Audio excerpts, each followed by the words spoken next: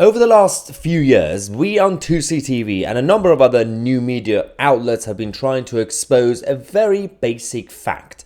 That a number of illegal migrants on small boats coming from France, for example, and other places as well, continue to destroy their own ID cards and passports and everything else that they have before they reach our borders. We've been talking about this for such a long time, yet nobody in the establishment seems to care. The BBC, Sky News, they don't really want to investigate any of this. So we're going to bring another piece of evidence just in case. So this is another illegal migrant who's actually bragging about destroying his ID card, whatever it is, driver's license or whatever it was, and being happy, filming it on his latest mobile phone. So he has enough money to have that phone and not really miss it or lose it or anything that happens. And again, look, going away with the rest of the crowd, getting to the new country, and of course, having a great time.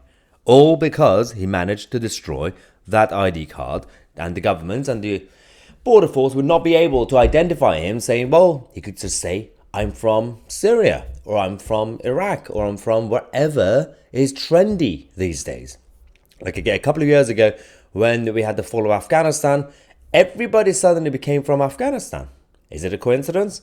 Or is it because it's trendy? Because people know that if you say I'm from Afghanistan after the fall, the border force and the Home Office and the population, all the liberal leftists, will be feeling sorry for you. That is the reality.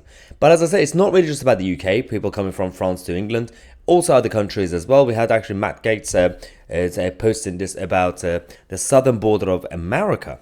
Dozens of Ukrainian and Chinese passports found abandoned at the US southern border. This is what the Americans are dealing with their own border situation, and we have our own, obviously, crisis with the French and the small boats in the English Channel. Now, the government are continuing, and the Home Office and the Prime Minister continue to come up with excuses, saying we're on top of it, everything's fine, and they are very proud of their track record, apparently, according to Rishi Sunak. This is the same government that have not been able to do the basic stuff, basic tasks to look after our own country and our own interests, including thousands of EU laws that are still in our statute books because they can't really get rid of them. The latest update we have on that is that only a fraction of a mountain of EU legislation have been abolished by the end of 2023. The government has admitted this. Even they have admitted this, sparking calls from senior Tories for the job to be given to a dedicated minister. Now we had obviously one of the good barristers in the country, Stephen Barrett, who comes on the channel saying, I told him this months ago. I could have single-handedly do this within a few months. Of course, if it was a big, successful law firm, they could do it within a month or two. But the government continued to make things more difficult for themselves and for the country.